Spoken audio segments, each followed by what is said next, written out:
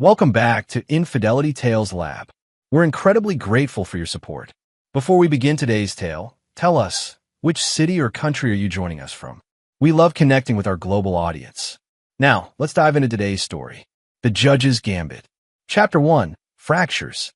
Nathan Doherty stared at the envelope in his hands, the law firm's embossed letterhead glimmering under his kitchen lights. At 42, he'd spent 15 years building a respectable career as a criminal defense attorney in Portland, and even longer building what he'd thought was a solid marriage to Vanessa. Another late night? His wife's voice startled him.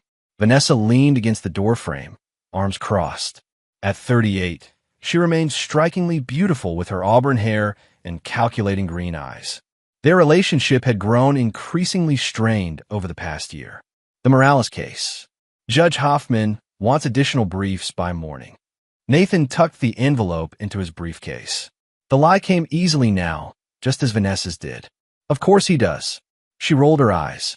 Don't forget we have dinner with Blake tomorrow night. Nathan nodded, trying not to grimace. Blake Russo was Vanessa's new friend, a charismatic detective with the Portland PD who had been spending an unusual amount of time at their house lately. Nathan had noticed the lingering glances between them, the inside jokes, the subtle touches. I won't forget. He watched her retreat upstairs, then pulled out the envelope again. Inside was proof of what he'd suspected for months. Detailed surveillance photos of Vanessa and Blake together, entering hotels, kissing in his car. The private investigator had been thorough. What hurt most wasn't just the betrayal, but how they laughed together in the photos, clearly at his expense. Nathan poured himself a whiskey and considered his options. Direct confrontation would be predictable. Divorce would be messy, especially given Vanessa's brother Dominic Sullivan's position as district attorney. The Sullivan family had powerful connections throughout the state's legal system. He'd been warned about their influence when he'd married Vanessa, but he'd been too in love to care. His phone buzzed with a text from his law partner, Miles Hargrove. Found something big on the Callaway case. Can't talk on phone. Meet at office at 11. The Callaway case had been troubling Nathan for weeks. Thomas Callaway, a wealthy real estate developer, stood accused of orchestrating a series of investment scams. Nathan had taken the case despite his instincts. The firm needed the money after losing several major clients. At the office, Miles paced nervously. I shouldn't be showing you this, he said, sliding a flash drive across the desk. My cousin works in digital forensics for the FBI. He found these while analyzing Callaway's devices. Nathan plugged in the drive and froze at what he saw. Encrypted messages between Callaway and Dominic Sullivan discussing the laundering of campaign funds. Your brother-in-law is dirty, Nate. And there's more. Look at the next folder. Heart pounding. Nathan clicked through and found photos of himself edited into compromising positions with what appeared to be underage girls. The metadata showed they'd been created 6 months ago. They're building an insurance policy against you, Miles said quietly, in case you discover something they don't want found. Why would they? Because Callaway's not just Sullivan's donor. They're partners in something bigger. I think you were assigned this case deliberately. They're using you. Nathan's mind raced. The late night calls Vanessa took in the bathroom. Her brother's a sudden interest in his casework. Blake Russo's convenient appearance in their lives. What are you going to do? Miles asked. Nathan closed the laptop slowly. I need to think. That night, he noticed Vanessa texting constantly at dinner.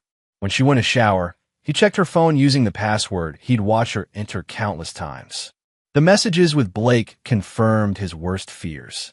Blake, is he buying the story about tomorrow? Vanessa, completely. He's clueless. Blake, the handcuffs are ready. Dom's given the green light. Vanessa, can't wait to see his face when he realizes what's happening. Blake, after this, he'll never recover professionally. Nathan's blood ran cold. They weren't just having an affair. They were planning something to destroy him. Something involving handcuffs. He returned the phone just as the shower stopped. Everything okay, honey? Vanessa asked, emerging in her silk robe, hair wrapped in a towel. Never better, Nathan replied with a practiced smile. Just tired.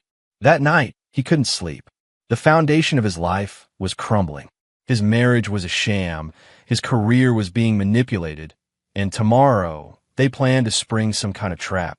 He slipped out of bed at 3 a.m. and went to his home office, where he accessed his secure files. If they wanted to destroy him, he needed insurance. He'd been quietly documenting irregularities in several of Dominic Sullivan's prosecutions for years, just in case. It was time to prepare for war. As dawn broke, Nathan made 3 decisions. He would confront the trap head-on. He would gather every piece of evidence possible about Sullivan's corruption. And when the time came, he would disappear so completely that when they saw him again, it would be on his terms. He just never imagined how soon that would be. Chapter 2. The Ambush. The restaurant Blake had chosen for dinner was upscale, even by Portland standards. A renovated warehouse overlooking the Willamette River with exposed brick walls and ambient lighting. Nathan arrived separately from Vanessa, who had claimed a hair appointment as an excuse to drive with Blake. From his corner table, Nathan watched them enter together, laughing intimately. Vanessa's hand lingered on Blake's arm a moment too long before they spotted Nathan and shifted to a more appropriate distance apart. "Sorry we're late," Vanessa said, air-kissing his cheek. Her perfume was new, something she'd never worn for him. Blake extended his hand. "Good to see you, counselor. Busy day in court." "Illuminating," Nathan replied, shaking the detective's hand firmly. "I've been reviewing some fascinating evidence." A flicker of concern passed between Vanessa and Blake. "Evidence?"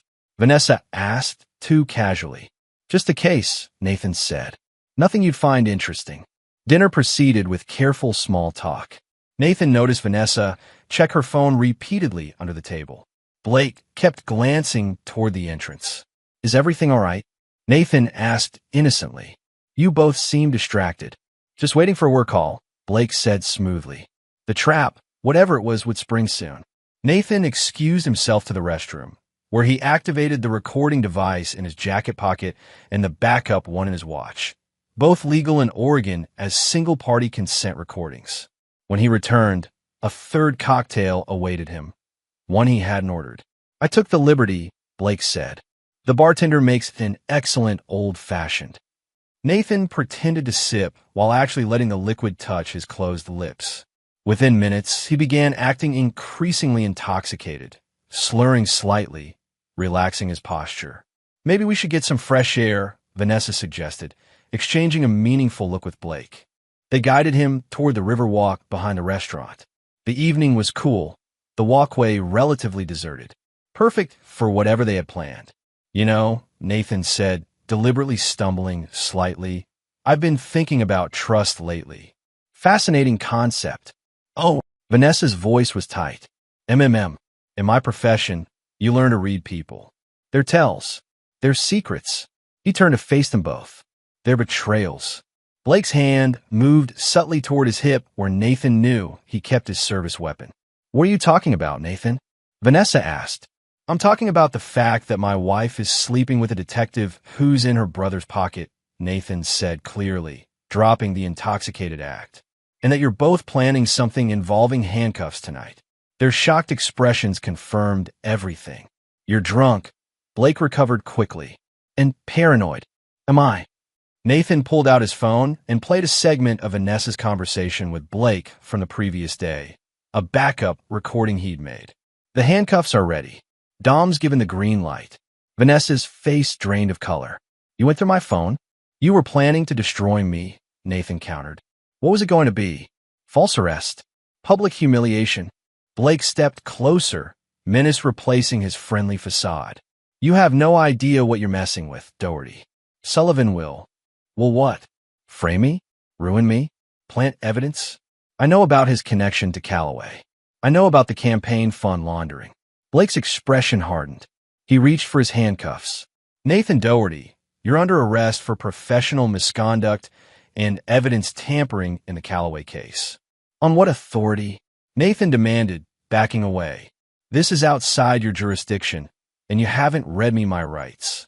"I don't need authority when I have this," Blake said, pulling out his phone and showing a screen full of images. The same doctored photos of Nathan with underage girls that Miles had discovered. "We were going to do this quietly," Vanessa said. "Give you a chance to resign and disappear. Instead, these go public tomorrow. Your career is over. So this was the plan? Handcuff me, threaten me, destroy my reputation with fake evidence. The evidence isn't fake, Blake said with a cruel smile. It's on your home computer right now. The search warrant is already being executed. Nathan felt cold dread. They were setting him up completely. Nice try, he said, reaching for his phone to call his law partner. Blake moved with sudden speed, knocking the phone from Nathan's hand into the river and slamming him against the railing. The handcuffs clicked around Nathan's wrists as sirens wailed in the distance. Good luck explaining this one. Vanessa cackled as two patrol cars pulled up. By morning, everyone will think you're a pedophile.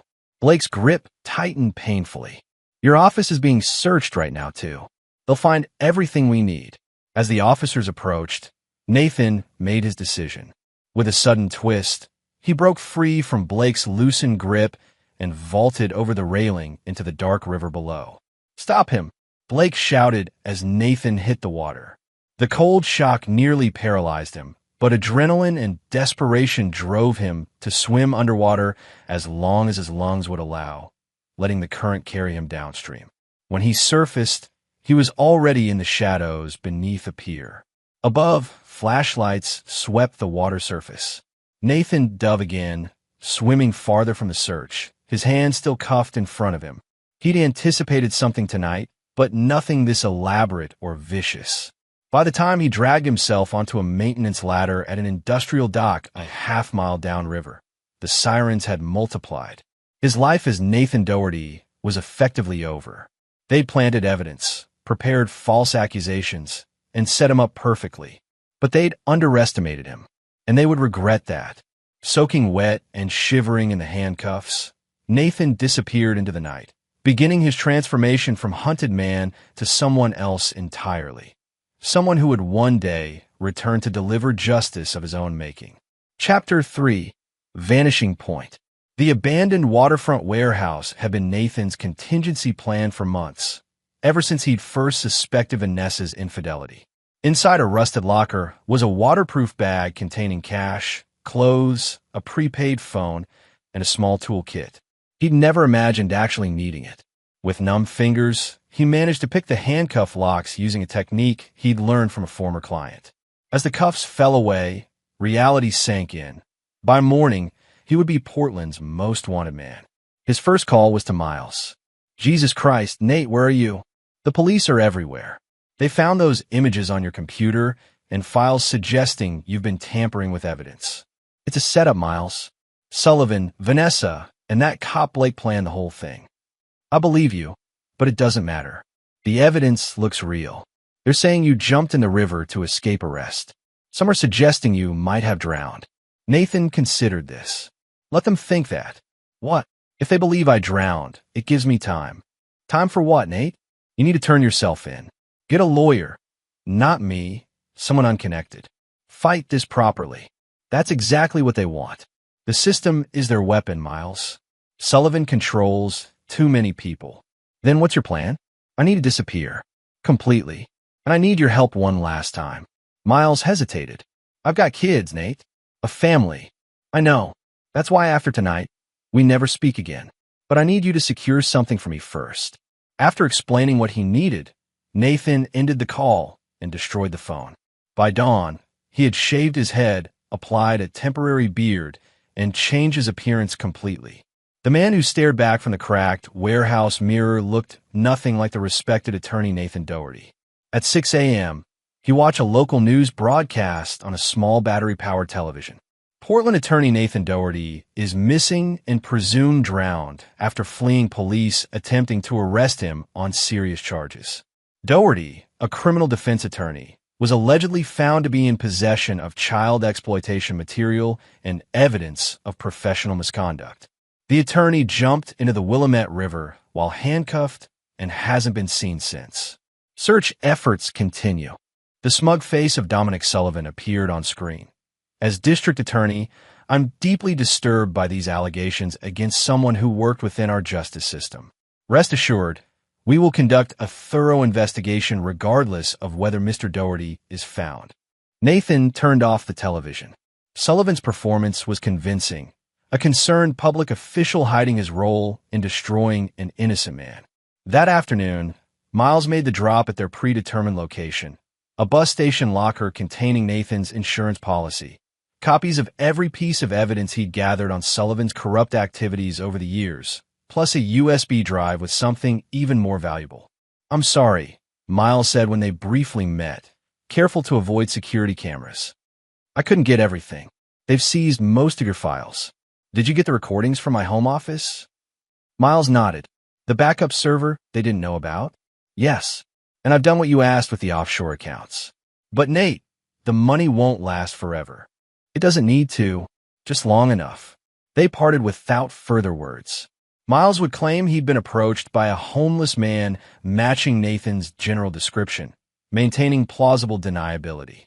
Over the next week, Nathan moved between budget motels, using cash and keeping his head down. Reports about his case continued, with sources close to the investigation suggesting he'd been working with corrupt clients for years. His reputation was being systematically destroyed. Meanwhile, Nathan studied the evidence he'd gathered. Sullivan's corruption went deeper than he'd imagined. Rigged cases, witness intimidation, evidence tampering. But the most valuable piece was unexpected. A recording from Nathan's home office security system of Vanessa and Blake discussing their plan while Nathan was at work. "Once the images are planted, Dom will move immediately for a search warrant," Blake was saying. "The judge owes him a favor. And if Nathan tries to fight it?" Vanessa asked. "That's where the handcuffs come in. Public arrest, maximum humiliation. By the time he can mount any defense, his reputation will be destroyed. Dom gets a potential threat eliminated, you get a clean divorce with everything, and I get my promotion. In Calloway's case, reassigned to someone more cooperative. Nobody looks too closely at the money. Everybody wins." Nathan had what he needed, proof of the conspiracy. But he couldn't use it yet. Going public now would only make him look desperate. Sullivan would twist it, claim the recordings were doctored. No, he needed to disappear more completely than they could imagine. He needed to remake himself entirely. And then, when they least expected it, he would return from the dead with the power to destroy them as thoroughly as they'd tried to destroy him. After 2 weeks of careful planning, Nathan left Portland behind. The security footage from his home office, along with all his other evidence, was sealed in a weatherproof container and buried at a marked location only he knew. His remaining cash was converted to gold coins and similarly secured in separate locations. With a new identity, Daniel Newton, created through connections from former clients, he boarded a bus to Chicago. There, using forged credentials, he secured a position as a legal researcher at Northwestern University's law library. It was the first step in a years-long journey that would transform him from a disgraced attorney presumed dead into something his enemies would never see coming. A federal judge with the power to pass sentence on them all. As the bus pulled away from Portland, Nathan looked back at the city skyline one last time. He thought of Vanessa's mocking laugh as the handcuffs closed around his wrists and Blake's cruel smile. "Good luck explaining this one," they'd said. They had no idea what was coming. Chapter 4. Chrysalis. Chicago winters were brutal, but Daniel Newton endured them like penance. 3 years had passed since Nathan Doherty's death, and with each passing day, his new identity solidified. The small apartment above a Polish deli in Wicker Park bore no resemblance to the modernist home he'd shared with Vanessa. The legal researcher's salary paid his modest bills while allowing him to fade into academic obscurity. His transformation hadn't been merely physical, though the shaved head was now replaced by close-cropped silver-gray hair, and he'd grown a neatly trimmed beard. The changes ran deeper. He'd systematically reconstructed his entire persona, from his handwriting to his speech patterns. The soft Northwestern accent he'd cultivated replaced his native Oregon inflections. The university library became his fortress, and constitutional law his new specialty. He published scholarly articles under his new name, building a reputation for incisive analysis of judicial precedent. His particular focus, judicial misconduct and accountability, was no coincidence. "You're wasted here, Dan," said Marilyn Alconquo, the law library's director, sliding his latest publication across her desk. The Yale Law Journal doesn't accept submissions from mere researchers. You should be teaching. Daniel smiled modestly. I prefer the quiet life. With a mind like yours? Come on. She studied him with a penetrating gaze that had made her a formidable presence in Chicago legal circles. You know, Judge Sanderson mentioned your article on judicial appointment precedents. He asked if you'd ever considered applying for a clerkship. Judge Walter Sanderson, Seventh Circuit Court of Appeals, a respected jurist with connections to the Justice Department. I'm a bit old for clerkship, Marilyn. Age discrimination is illegal, Dan, she said with a wink. Besides, Sanderson likes experience. Says too many clerks come straight from law school knowing theory, but not reality. That evening, Daniel researched Sanderson thoroughly. The judge was approaching retirement, had impeccable credentials, and most importantly, sat on the committee that recommended candidates for federal judicial appointments. This was an opportunity Daniel couldn't manufacture. It had presented itself organically through his work. The path forward suddenly crystallized, from researcher to clerk to federal magistrate, judge to district court judge. The timeline might be accelerated with the right connections and strategic leveraging of his growing academic reputation. 2 months later, Daniel Newton became Judge Sanderson's newest clerk. Your background check came back oddly thin, Sanderson mentioned casually one evening as they worked late. Not many personal connections. Daniel had prepared for this. My wife died of cancer 8 years ago. We were both only children, no family left. Started fresh in Chicago after she passed. Sanderson nodded sympathetically. I'm sorry. Explains the intensity of your work ethic. But you should know, Dan, there's life after loss. Perhaps someday, Daniel said, allowing genuine emotion to color his voice. The loss he felt wasn't fictional, just different from what Sanderson imagined. The judge became his mentor, impressed by Daniel's legal mind and work ethic. When Sanderson recommended him for a federal magistrate judge position 18 months later, the nomination proceeded smoothly, aided by Daniel's growing reputation in legal journals and his connections to Northwestern's law faculty. At 47, Magistrate Judge Daniel Newton was young for the position, but respected for his fairness and thorough knowledge of procedure. His particular skill was in getting hostile parties to reach settlements, a talent Judge Sanderson attributed to Daniel's ability to see 3 moves ahead. The magistrate position was a crucial step. It allowed Daniel to build relationships with district judges, prosecutors, and defense attorneys, all while maintaining his carefully constructed persona. Meanwhile, Daniel monitored events in Portland from afar. Dominic Sullivan had risen to state attorney general, with Blake Russo now a captain in the police department. Vanessa had married Blake after a suitably respectful period following her first husband's death. The Callaway case had been quietly resolved with minimal charges, just as they'd planned. On the 5th anniversary of Nathan Doherty's disappearance, Portland's local news ran a small retrospective piece. Disgraced attorney's case remains open.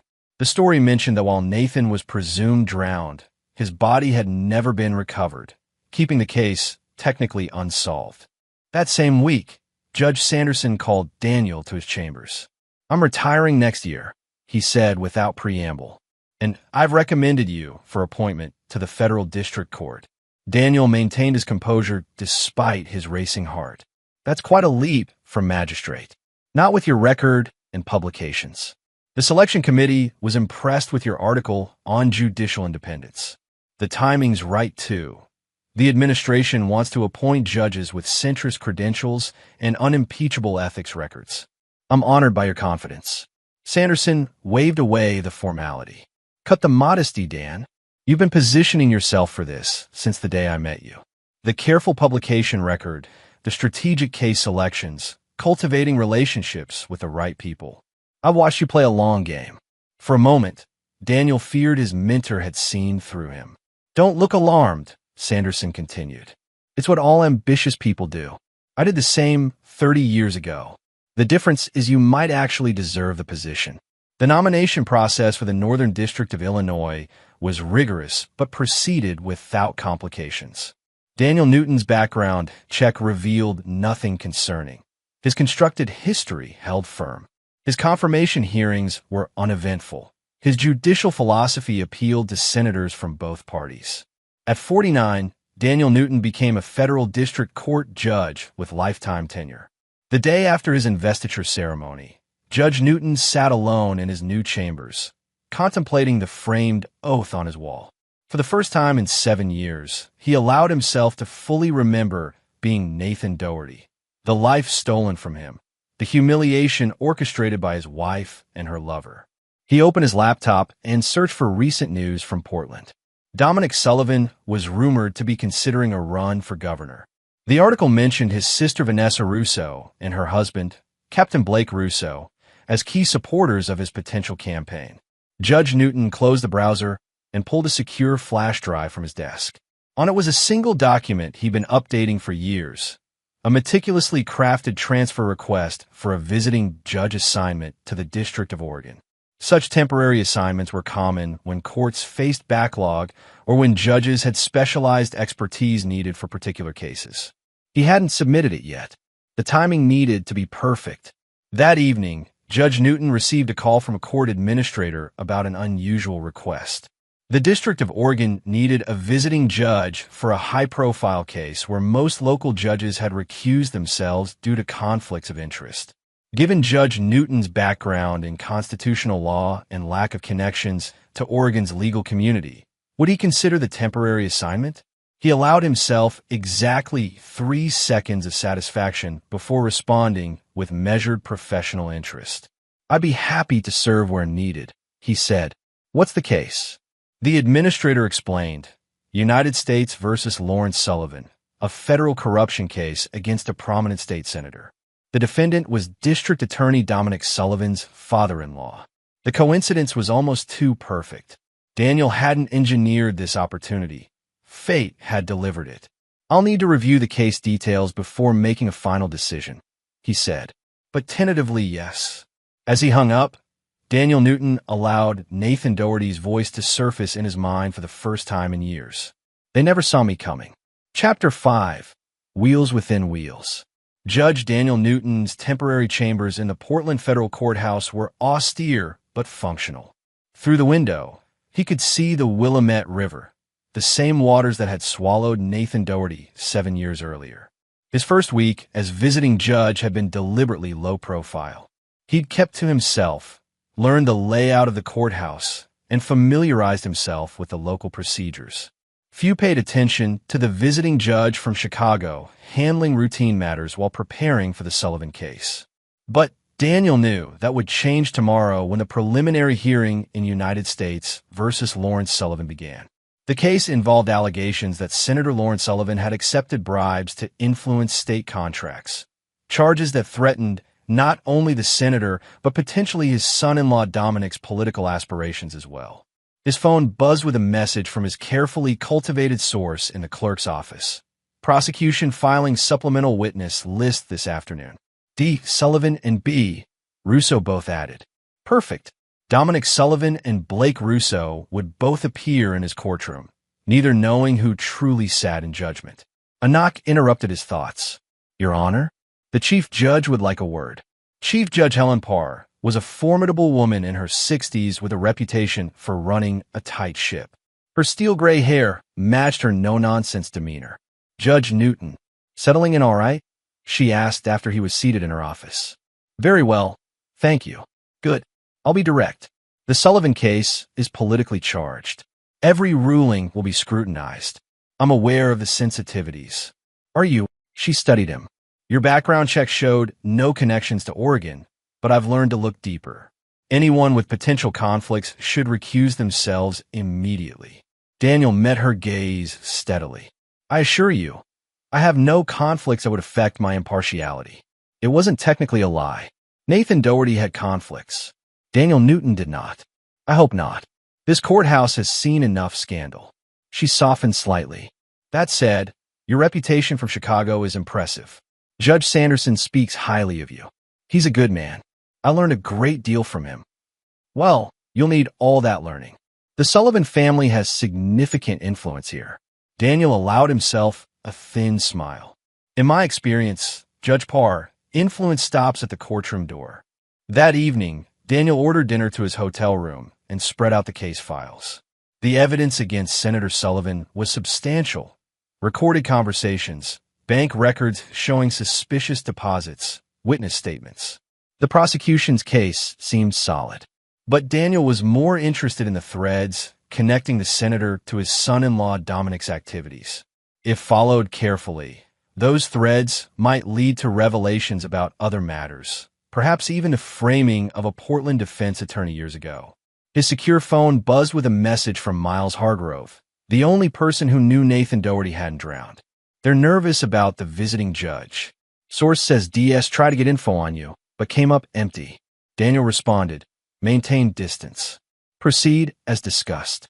Miles had been crucial to the plan, quietly gathering intelligence from his position in Portland's legal community while maintaining plausible deniability.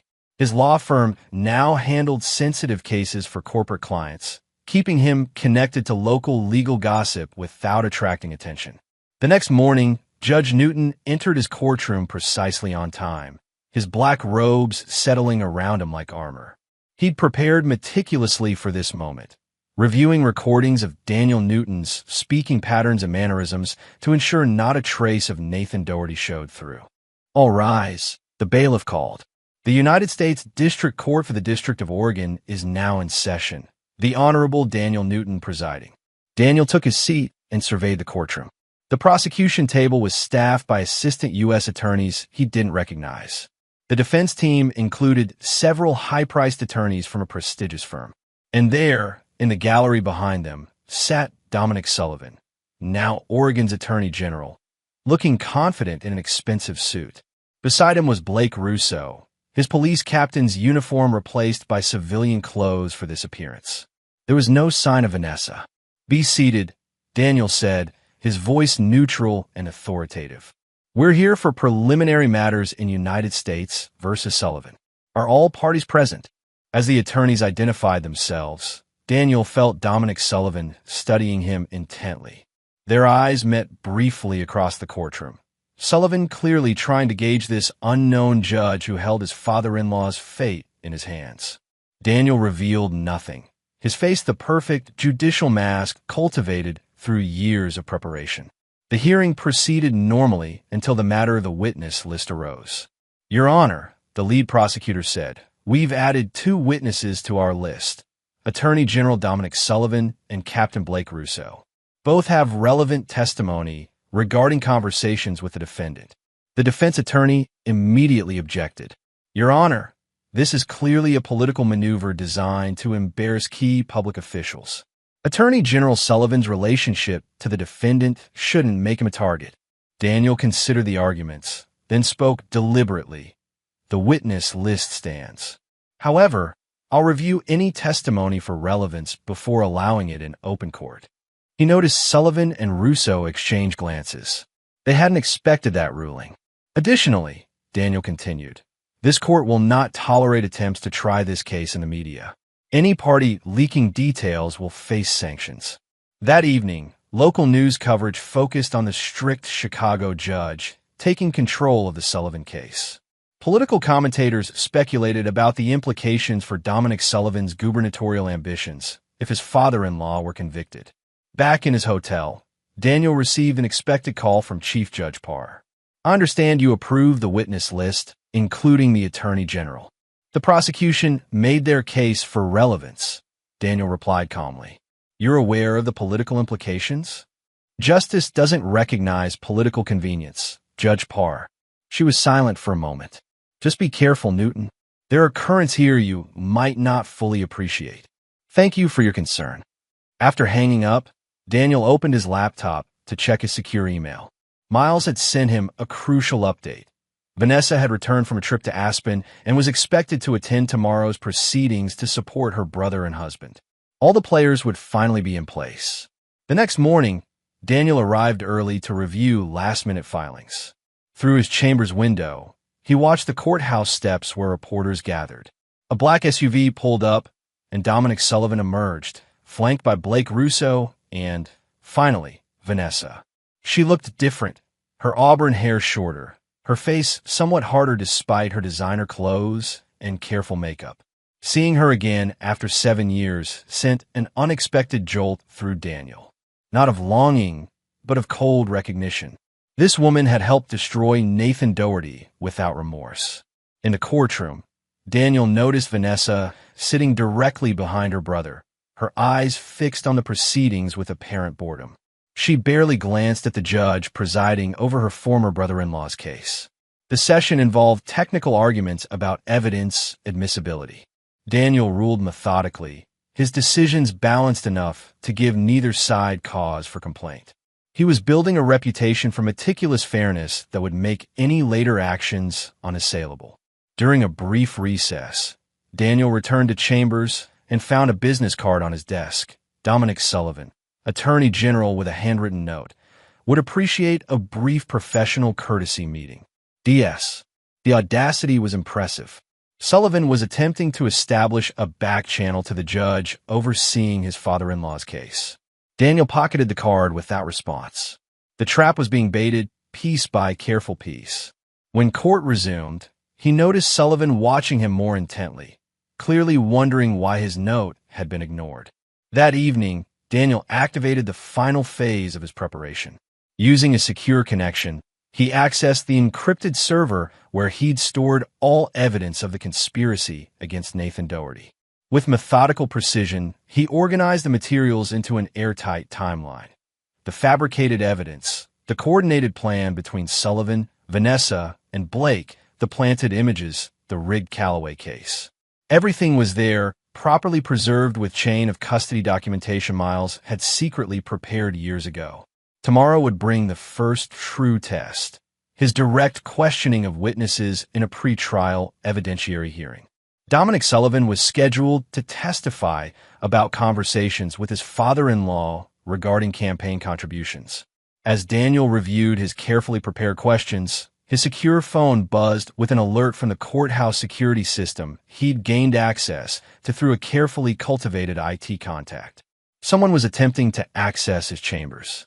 Through the security feed on his laptop, Daniel watched as Blake Russo used what appeared to be a key card to enter the restricted area. The former detective moved with professional caution, quickly searched the desk, then photographed several documents before leaving. Daniel smiled thinly. They were getting nervous, resorting to illegal tactics. And they'd just committed a federal crime in a federal courthouse. One captured on video he now controlled. Another piece in place. The next morning, Daniel entered his courtroom with an air of somber authority. At the appropriate moment, he looked directly at Dominic Sullivan and spoke. This court has received information about a potential breach of chamber security. Federal marshals will be investigating. If anyone has information about unauthorized access to judicial offices, now would be the time to come forward. He watched Blake Russo pale slightly, while Sullivan maintained his poker face. Vanessa glanced between them, clearly sensing something was wrong. None of them recognized the judge whose life they had destroyed. But soon, very soon they would. And by then, it would be far too late. Chapter 6. Recognition. The Portland Federal Courthouse buzzed with tension. 3 weeks into United States versus Sullivan, Judge Daniel Newton had established himself as methodically fair but utterly unyielding. A combination that frustrated attorneys on both sides who were accustomed to more flexibility from a bench. In his hotel room, Daniel reviewed the case progression. The prosecution had presented substantial evidence of Senator Sullivan's corruption. The defense had fought fiercely, but was clearly concerned. Most importantly, Dominic Sullivan's testimony had revealed inconsistencies that opened doors to new lines of inquiry, exactly as Daniel had anticipated. His phone rang. Miles Hargrove, using their secure line. "They're digging into your background," Miles said without preamble. "Sullivan's got people looking beyond the official records." "Expected. Anything concerning?" "Not yet, but they're persistent. Sullivan seems unusually worried about you." Daniel allowed himself a small smile. "Interesting. There's more." Vanessa's been asking questions about Nathan's old cases, specifically Callaway. This was unexpected. "Why now?" "Something spooked them. Maybe your rulings, maybe just instinct." The Sullivans have always had a sixth sense for threats. Daniel considered this development. Is the package secure? Yes. Ready when you are. The package contained all evidence of the conspiracy against Nathan Doherty, preserved with proper chain of custody documentation. It sat in a secured location, waiting for the perfect moment. Not yet, Daniel said. Let them worry a little longer. The next morning, court security reported a bizarre incident. Someone had apparently accessed personnel records, trying to find information on Judge Newton. The breach had been detected quickly, but marked an escalation in behind-the-scenes maneuvering. Daniel used the incident to implement enhanced security protocols, including additional cameras in the courtroom and corridors. Every move Sullivan, Blake, or Vanessa made in the courthouse would now be recorded from multiple angles. That afternoon, Daniel scheduled a critical evidentiary hearing. Captain Blake Russo would testify about conversations with Senator Sullivan regarding campaign contributions, a peripheral matter to the main case, but central to Daniel's larger plan. As Blake took the stand, Daniel studied the man who had once put handcuffs on Nathan Doherty as part of a cruel setup. Russo had aged well, his confident manner suggesting a man comfortable with authority. But Daniel detected an underlying nervousness in his clipped responses. Captain Russo, Daniel began after preliminary questions, please describe your relationship with Attorney General Sullivan. Blake shifted slightly. Professional and personal. He's my brother-in-law. And you're married to Vanessa Russo, formerly Doherty? A flicker of surprise crossed Blake's face at the judge's knowledge of this detail. Yes, Your Honor. How long have you known the Attorney General? About 8 years. Daniel noted the time frame, just before Blake had entered Nathan and Vanessa's life. And during this time, have you ever discussed case matters with him that didn't directly involve your official duties? Defense counsel immediately objected. Relevance, Your Honor, goes to witness credibility and potential bias, Daniel responded coolly. Overruled. Blake hesitated. Occasionally. Nothing improper. For instance, Daniel pressed. I don't recall specifics. Daniel consulted his notes. Does the name Nathan Doherty refresh your recollection? The courtroom stilled. Blake's expression froze. From the gallery, Daniel could sense Dominic Sullivan suddenly paying much closer attention. Doherty was a defense attorney who disappeared about 7 years ago, Blake said carefully. While handcuffed, I believe, Daniel added, his tone neutral. Did you discuss that case with Attorney General Sullivan, who was district attorney at the time? The defense attorney stood again.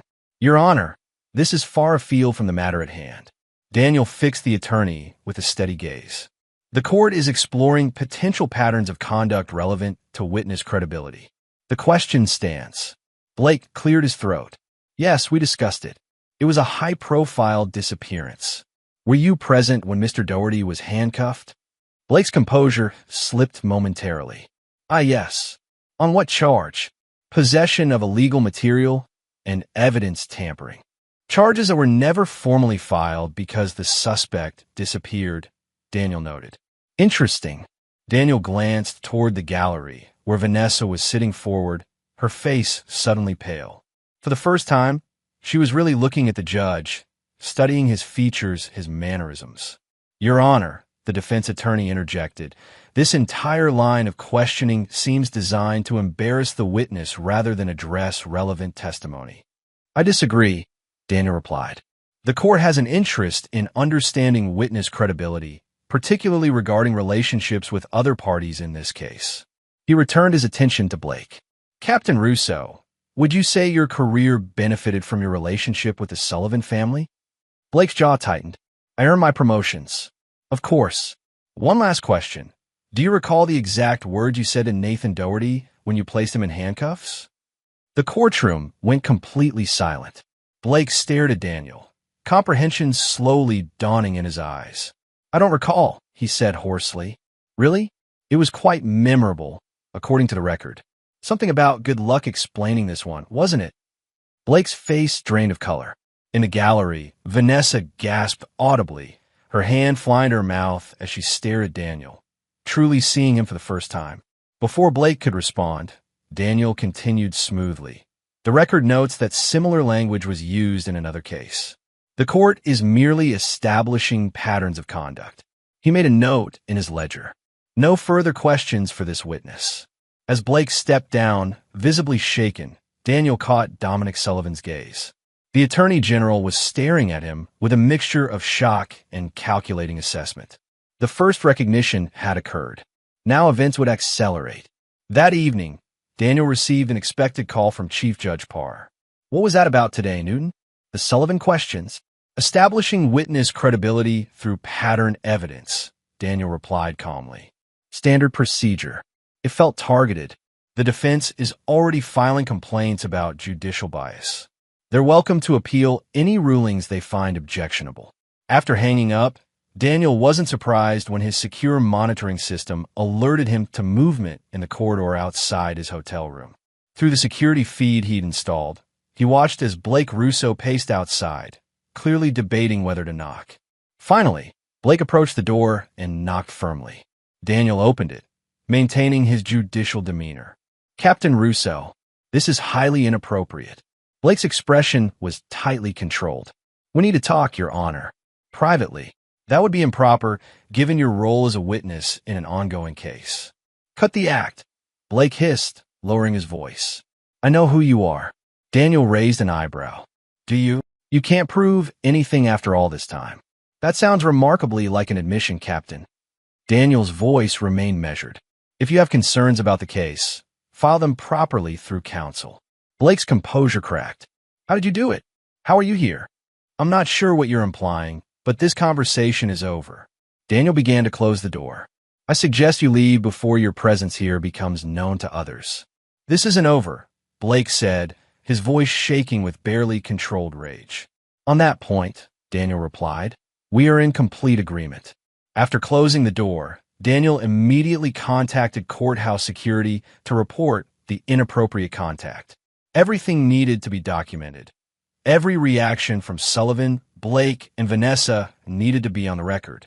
The next morning, Daniel entered the courtroom to find an unusual motion on his desk. The defense was requesting his recusal based on demonstrated bias and potential undisclosed conflicts.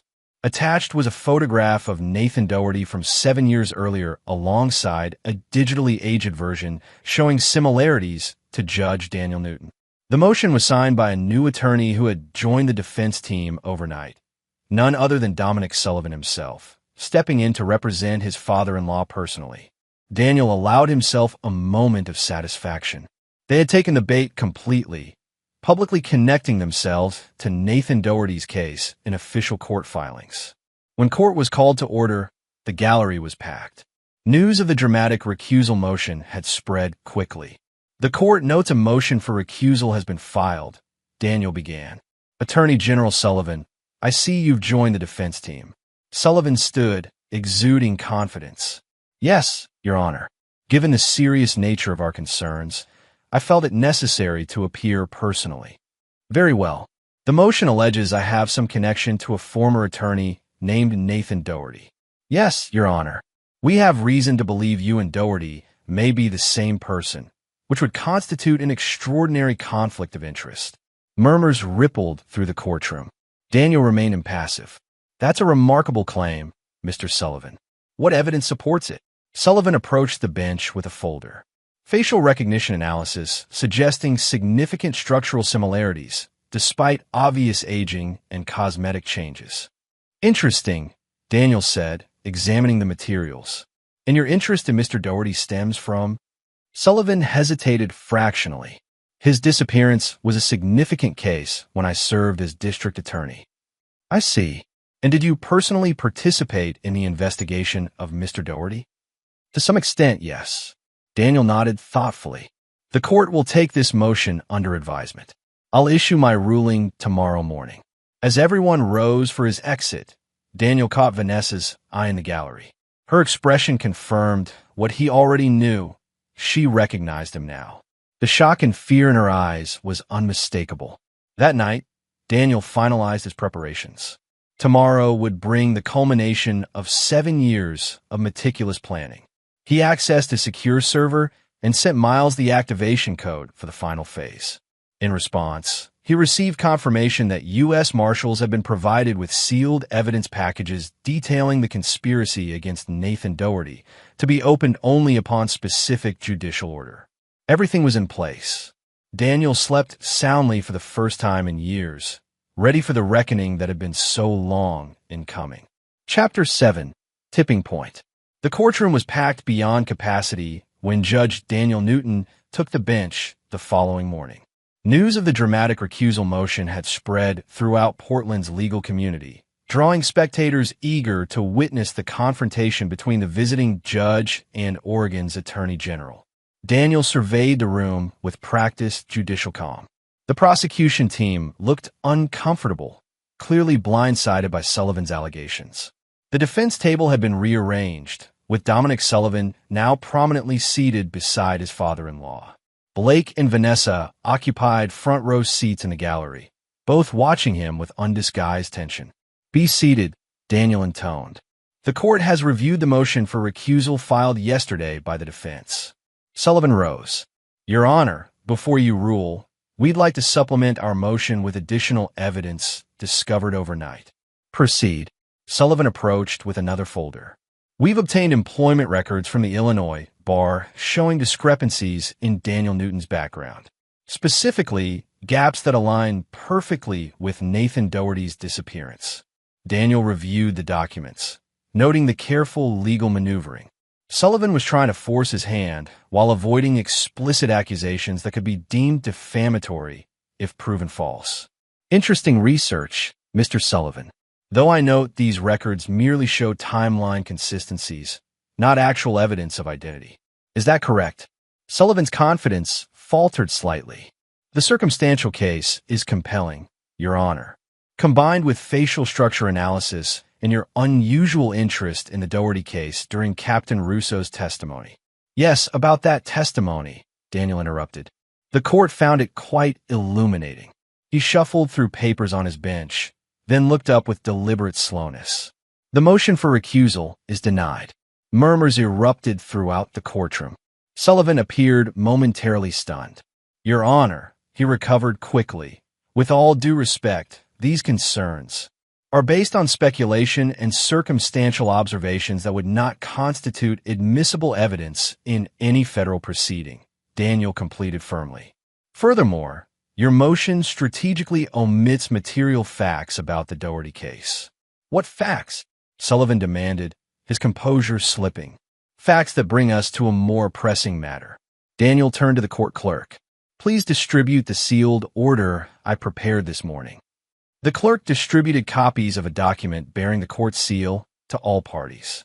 Daniel waited until Sullivan received his copy before continuing.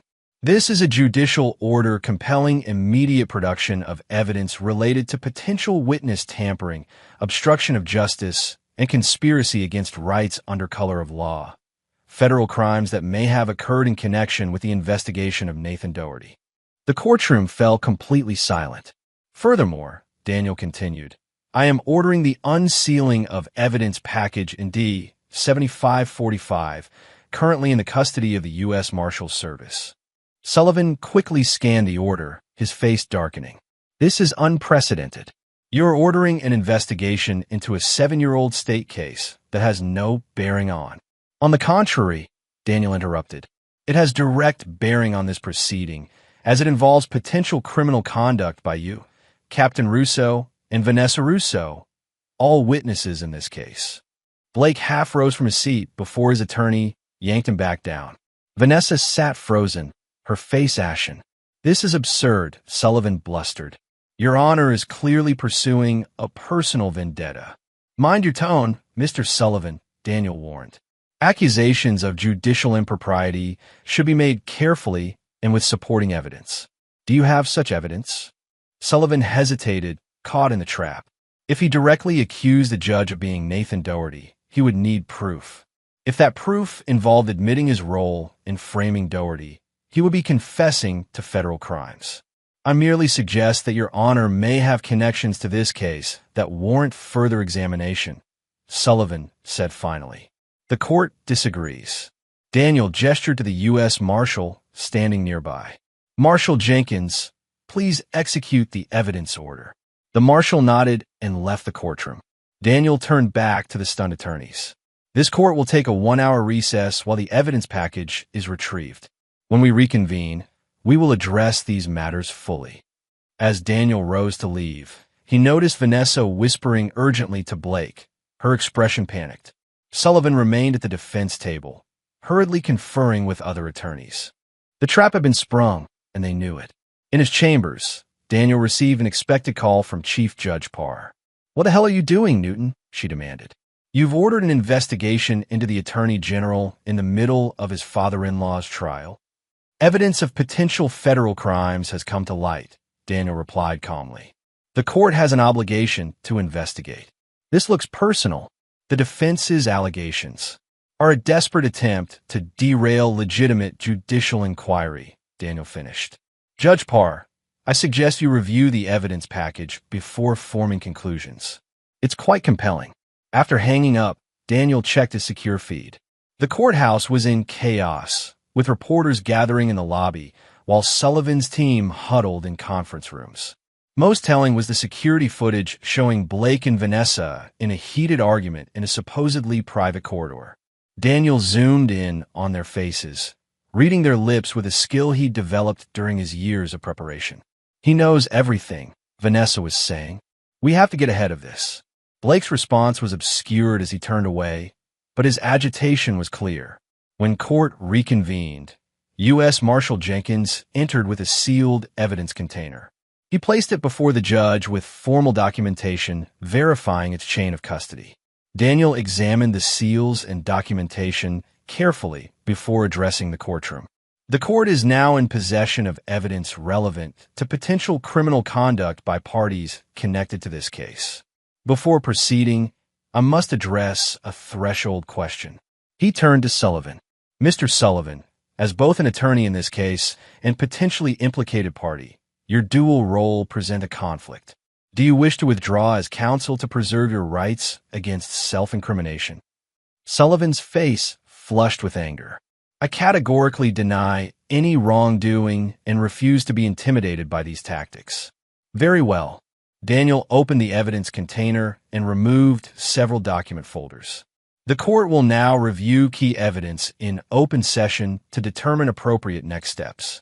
He held up the first exhibit. This contains audio recordings from Nathan Doherty's home office security system, capturing conversations between Vanessa Doherty, now Russo, and Captain Blake Russo planning to plant false evidence on Mr. Doherty's computer and orchestrate his public arrest. Sullivan shot to his feet. "Objection. This alleged evidence has never been authenticated or subjected to proper evidentiary standards. It could easily be fabricated. The recordings include metadata verification and forensic authentication," Daniel replied, unmoved.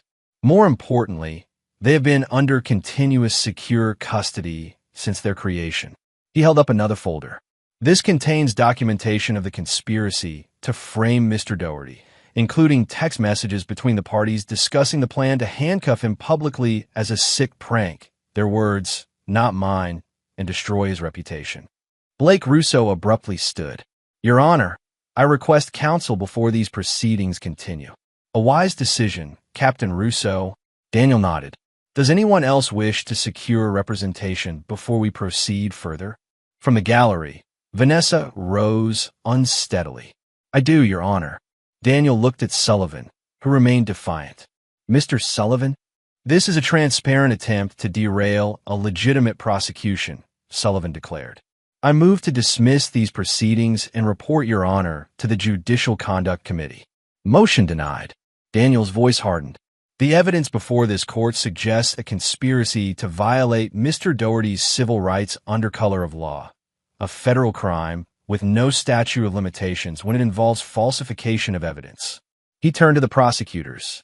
"The U.S. Attorney's Office will need to appoint special counsel to review these materials, as they implicate a sitting state attorney general." The lead prosecutor looked stunned, but nodded. "We'll contact the Justice Department immediately, Your Honor." Sullivan's face had gone from flushed to pale. "This is outrageous. You've orchestrated this entire—" "I've orchestrated nothing, Mr. Sullivan," Daniel interrupted coldly. "I merely allowed events to unfold naturally, much as you did 7 years ago when you conspired to destroy a man's life for your own benefit." The statement hung in the air, electric with implication. For the first time, Daniel allowed a hint of Nathan Doherty to show through his judicial facade, just enough for Sullivan to see the truth in his eyes. Sullivan stared at him, final recognition dawning. "You can't prove any of this," he said quietly. "I already have," Daniel replied. "The evidence was preserved all along, waiting for the right moment. Rather like I was." He addressed the entire courtroom. "This court is now in recess. U.S. Marshals will secure all evidence. The Justice Department will determine appropriate next steps regarding potential criminal charges against Attorney General Sullivan, Captain Russo, and Mrs. Russo." As Daniel rose to leave, he made eye contact with Vanessa one last time. Her expression held something beyond fear now, a dawning horror at the full scope of what was happening. The wheels of justice that had been set in motion 7 years ago were finally, inexorably, delivering their verdict. Chapter 8. Countermoves. For 3 days, Portland buzzed with the extraordinary developments. News outlets ran constant coverage of what they called the judge's gambit, the apparent return of a man believed dead to expose a conspiracy from a bench. The Justice Department had appointed a special counsel to investigate, and both Blake and Vanessa Russo had been placed on administrative leave pending investigation. Dominic Sullivan, however, had not gone quietly. Using his political connections, he launched a counteroffensive, holding press conferences denouncing judicial overreach and personal vendetta justice. He filed emergency appeals and formal complaints with the Judicial Conduct Committee. Judge Daniel Newton had weathered the storm with professional detachment, continuing to preside over Senator Sullivan's corruption trial while recusing himself only for matters directly related to Dominic Sullivan, Blake, and Vanessa. In his hotel suite, now under 24-hour marshal protection due to death threats, Daniel reviewed developments with Miles Hargrove via secure connection. "Sullivan's fighting hard," Miles said. "He's called in every political favor he has." "Expected," Daniel replied. "But the evidence is irrefutable. That's not stopping him from trying to discredit it. And his team is pushing the narrative that you fabricated everything as part of an elaborate revenge scheme." Daniel smiled thinly, which is why chain of custody was so crucial. Every recording, every document has verification timestamps and authentication that predates my appointment to the bench. "The special counsel seems impressed with the evidence," Miles continued, "but Sullivan's trying to get the entire investigation moved to another jurisdiction. A delaying tactic. The venue doesn't change the facts." Miles hesitated. "There's something else. Vanessa's requested a meeting, off the record." Daniel raised an eyebrow. "Interesting. Likely a trap." "Probably. But she specifically mentioned something about Calloway having insurance you don't know about." This was unexpected. Thomas Calloway had been the client whose case was at the center of the original conspiracy, the wealthy developer whose connections to Sullivan had led to Nathan Doherty being framed. "What kind of insurance?" "She wouldn't say, only that it involves you directly and could change everything." Daniel considered this. It could be desperation, a bluff to get him a meet. Or it could be genuine. Sullivan and his co-conspirators might have created additional insurance against Nathan Doherty that hadn't yet been discovered. Arrange it, he decided. Secure location, full recording, marshal presence in adjoining room. The meeting was set for that evening at a federal safe house. Daniel arrived first, surveying the sparse room with its single table and 2 chairs. He was no longer in judicial robes, but dressed in a simple suit. Not Daniel Newton the judge, not Nathan Doherty the victim, but someone in between. When Vanessa entered, he was struck by how much older she looked than her 45 years. Her designer clothes and careful makeup couldn't hide the exhaustion and fear in her eyes.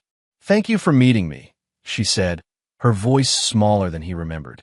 Daniel gestured to the chair across from him, but said nothing. Vanessa sat, her hands fidgeting with her purse. "I don't even know what to call you." "Judge Newton is appropriate." She flinched slightly. That must have taken incredible planning, becoming a federal judge. Did you request this meeting to discuss my career path? Daniel asked coolly. No. She took a deep breath. I came to tell you something important. Something that might make you reconsider how far you push this. I'm listening. Before I tell you, I want you to know I regretted what happened. After Nathan disappeared, I realized how wrong it all was. Yet you married Blake, supported your brother's career, and enjoyed the fruits of your conspiracy for 7 years, Daniel observed. Your regret seems conveniently timed to your exposure. Vanessa's facade cracked. You don't know what it was like. Dominic controlled everything. He always has. Our father was the same way, ruthless, demanding absolute loyalty. Save the victim narrative, Daniel said flatly. You were a willing participant. I heard the recordings, remember? Good luck explaining this one. Your exact words as I was handcuffed. Tears welled in her eyes. I was a different person then. As was I. Daniel's voice remained unmoved. You mentioned Calloway having some kind of insurance. Explain. Vanessa composed herself. Calloway didn't just have connections to Dominic. He had blackmail material on all of us. His protection in case things went south. What kind of material? Videos, documents, testimony from people who'd create problems for anyone who crossed him. She hesitated, including evidence against you that never came to light. Daniel's expression didn't change. Be specific. Before you became Nathan's client, you were briefly involved in one of Calloway's earlier developments, a resort project in Bend. You reviewed some contracts, attended 2 meetings. Nathan didn't remember because it was handled mainly by a junior associate at your firm. This was true. Nathan Doherty had indeed briefly worked on a Calloway project years earlier, though his involvement had been minimal and forgettable. Go on. Calloway documented everything. He claims to have evidence that you helped structure deals to conceal environmental violations, felony violations. He manufactured paper trails, backdated memos with your signature. It's all lies, but it's convincing. Daniel considered this, and he's held this in reserve all these years.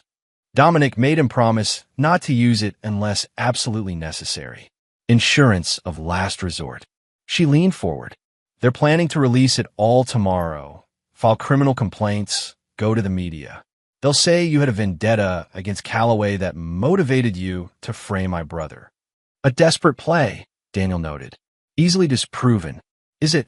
Vanessa challenged. The evidence looks real. The timing works. And it gives them a counter-narrative. The corrupt lawyer who became a judge to pursue a personal vendetta. Why are you telling me this? Vanessa's expression changed. A flash of the calculating woman he'd once known appearing. Because I want a deal. Immunity. In exchange, I'll testify against Dominic and Blake. I'll confirm everything. The framing, the planted evidence, all of it. So there it was, self-preservation. Vanessa was offering to throw her brother and husband to the wolves to save herself. Why would I need your testimony? The evidence speaks for itself. Because Dominic has friends in the Justice Department. People who can bury investigations or create doubt. My direct testimony would make that impossible. Daniel stood and walked to the window, weighing options. Vanessa's offer was tactically valuable. Her insider testimony would indeed strengthen the case. But trusting her was dangerous.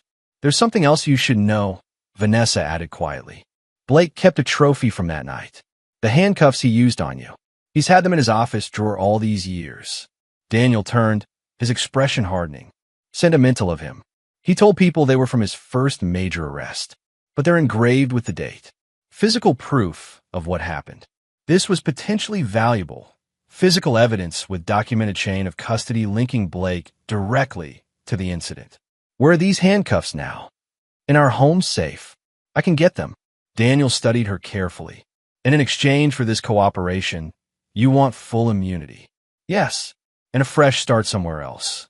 Her voice dropped. I know what I did was unforgivable, but I was under Dominic's influence my entire life. He controlled everything. Who I dated, who I married. Even Nathan was initially someone Dominic approved of because he thought he could be useful. Daniel felt a cold shock. Are you saying our marriage was arranged by your brother? Vanessa looked down. Not arranged, but encouraged. Dominic thought having his sister married to a rising defense attorney created useful connections. The revelation landed like a physical blow. Daniel had spent years rebuilding himself, planning his revenge, but had never questioned the foundation of his marriage itself. When did it change? When did I become a target rather than an asset? When you started asking questions about the Calloway case. When Dominic realized you couldn't be controlled. She looked up, her eyes pleading. But what I felt for you is real, Nathan. At least at first. Daniel processed this new information, his mind calculating revised probabilities and scenarios. If Vanessa was telling the truth about the fabricated evidence Calloway planned to release, it presented a significant complication. If she was lying about her feelings and involvement, it could be another trap. I'll need time to consider your offer, he said finally. There isn't much time. They're moving quickly. Daniel sat back down, his decision made. Here's what's going to happen. You will provide a complete sworn statement to the special counsel. Everything you know about the conspiracy against Nathan Doherty, your brother's corruption, and Calloway's operations. You will surrender the handcuffs with a sworn affidavit regarding their provenance. And my immunity? I'll recommend it to the special counsel based on the value of your cooperation. But I make no guarantees. Vanessa looked stricken.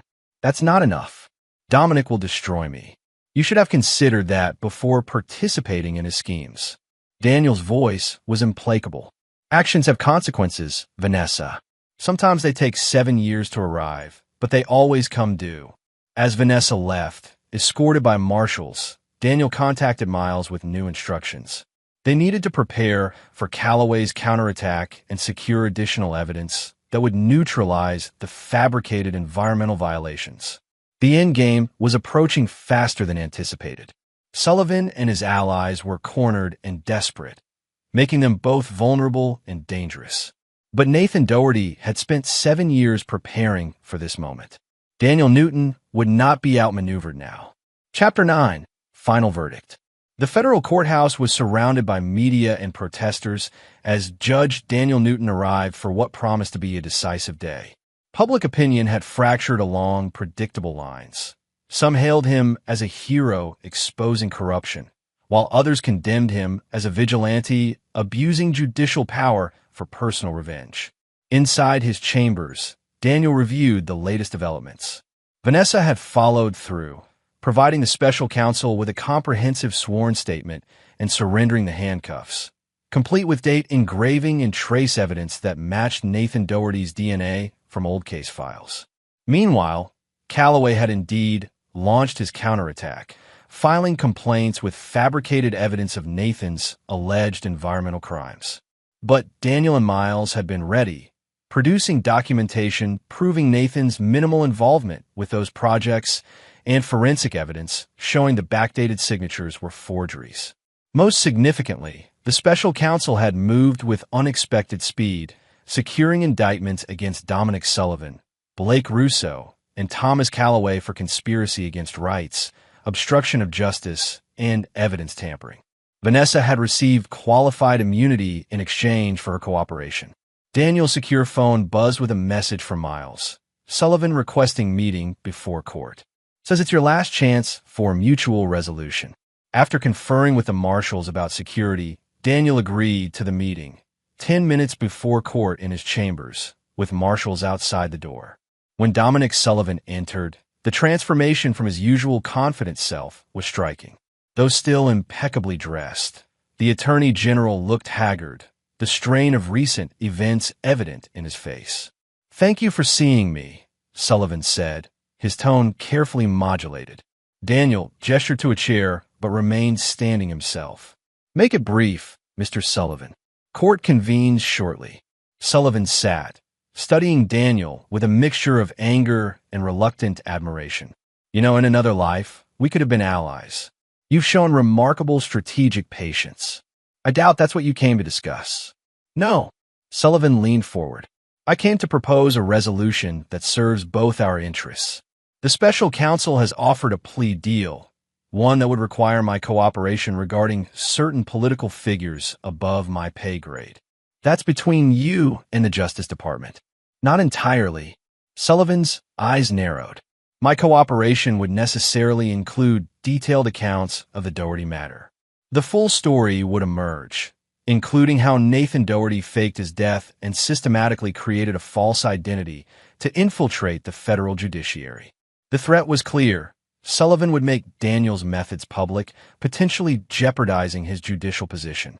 That's a fascinating perspective, Daniel replied calmly. Considerably different from your earlier position that I couldn't possibly be Nathan Doherty. We both know the truth now. The question is what happens to Judge Daniel Newton once it's all public. Sullivan leaned back.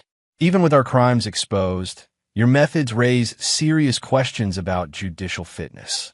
Your point. My counteroffer. I plead to reduce charges with minimal sentence. Blake takes the heaviest charges. Calloway cooperates regarding other matters. And most importantly, the official narrative never acknowledges that Judge Daniel Newton was once Nathan Doherty. Your judicial career continues unblemished. Daniel studied Sullivan. Even cornered, the man was looking for leverage, trying to salvage something from his collapsing position. And if I refuse, then I fight with everything I have. I make your identity and methods the central issue. The media will love it. The man who infiltrated the judiciary for revenge. Even if I go down, your career ends too. Sullivan smiled thinly. Mutually assured destruction. Daniel walked to the window, considering his response. The truth was, he had already contemplated this scenario.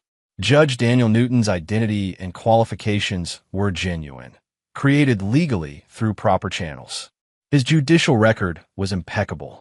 But the revelation of his true history would undoubtedly create a media circus and potential ethics inquiries. You're assuming I care about preserving my judicial career above seeing justice done, Daniel said finally. Don't you? After all the work to build this identity, to reach this position of power. Sullivan's voice turned almost admiring. It was masterfully done. Seems a waste to throw it away just to see me in prison. Daniel turned back to face him. That assumes seeing you face consequences was my only objective. Wasn't it? Revenge for what we did to you. Justice, not revenge. Daniel's voice remained calm. From the beginning, this was about exposing corruption in the system. Corruption you and your associates exploited to destroy an innocent man. My personal vindication was secondary. Sullivan studied him, genuinely puzzled. You expect me to believe you orchestrated all this out of some abstract commitment to justice? No, I orchestrated it because the system failed and someone needed to hold you accountable. Daniel checked his watch. Our time is up, Mr. Sullivan. The court awaits. Sullivan stood slowly. Consider my offer. Once I start talking to the special counsel, there's no going back. I already have considered it. And declined. Daniel gestured to the door. The truth comes out today, Mr. Sullivan. All of it. In the courtroom, the atmosphere was electric as Daniel took the bench. All parties were present. The now diminished Senator Sullivan defense team, the prosecution, and spectators, including reporters for national outlets. Dominic Sullivan sat with his defense attorney, his expression resigned. The court notes several matters requiring immediate attention, Daniel began. First, regarding the motion for judicial disqualification previously denied, new information has come to light that the court must address. A hushed stillness fell over the room. Specifically, information regarding the identity and background of the presiding judge. Daniel's voice remained steady, judicial. The record should reflect that prior to assuming the identity of Daniel Newton, I was indeed Nathan Doherty, the attorney allegedly implicated in misconduct 7 years ago, who subsequently disappeared. Gasps and murmurs erupted throughout the courtroom. Sullivan's eyes widened in shock. He hadn't expected this direct admission. Order, Daniel commanded, and the room quieted. This disclosure is made, not in response to pressure or negotiation, but in service to the truth this court is sworn to uphold. He continued with meticulous clarity. The record will further show that Nathan Doherty was the victim of a criminal conspiracy orchestrated by then-District Attorney Dominic Sullivan, Police Detective Blake Russo, and Vanessa Doherty, now Russo, to frame him for crimes he did not commit. Daniel held up a document. The court has received confirmation from the special counsel that indictments have been issued against these individuals, based on evidence preserved by Nathan Doherty before his disappearance and authenticated by multiple forensic experts. He turned to face the gallery directly. As to my own actions, following the attempt to frame me, I legally changed my identity through proper channels, obtained legitimate educational credentials, and pursued a legal career that eventually led to the federal bench. At no point did I falsify qualifications or credentials. I merely sought a position from which the truth could finally be established. Sullivan's attorney rose. Your Honor, this extraordinary admission clearly necessitates your immediate recusal from all matters related to the Sullivan family. I agree, Daniel replied. Effective immediately, I am recusing myself from United States versus Lawrence Sullivan and all related proceedings. Chief Judge Parr will reassign the case to another judge. He continued before anyone could interrupt. However, before doing so, there is one final matter. Given the clear evidence of witness tampering and obstruction affecting multiple federal cases, this court hereby refers all evidence of criminal conspiracy by Dominic Sullivan, Blake Russo, Vanessa Russo, and Thomas Calloway to the Special Counsel for immediate action. Daniel gathered his papers. The record should reflect that I have submitted my resignation as a federal judge to the Chief Judge, effective upon completion of this proceeding. While my judicial qualifications were legitimately earned, I recognize that the extraordinary circumstances of my path to the bench require this step to preserve public confidence in our judicial system. He looked directly at Dominic Sullivan. Justice may be delayed, Mr. Sullivan, but it is rarely denied forever. This court stands adjourned. As Daniel rose to leave the bench for the final time, a reporter called out, Your Honor, do you regret any of your actions? Daniel paused, then answered simply, I regret that extraordinary measures were necessary to expose the truth. But I do not regret seeking justice, even at personal cost. In the following months, the Judge's Gambit case became a national sensation. Dominic Sullivan and Blake Russo were convicted on multiple federal charges and sentenced to substantial prison terms. Vanessa, with her immunity deal, avoided incarceration but faced professional and social ostracism. Senator Lawrence Sullivan's case was assigned to another judge, where he was eventually convicted on reduced charges due to his advanced age. As for Nathan Doherty, no longer Judge Daniel Newton, he declined all interview requests and book deals, withdrawing from public view. The man who had orchestrated one of the most remarkable acts of personal justice in legal history simply disappeared again, this time by choice rather than necessity. But in legal circles, a new consulting firm emerged, Doherty Justice Initiatives, specializing in assisting victims of prosecutorial misconduct and wrongful convictions.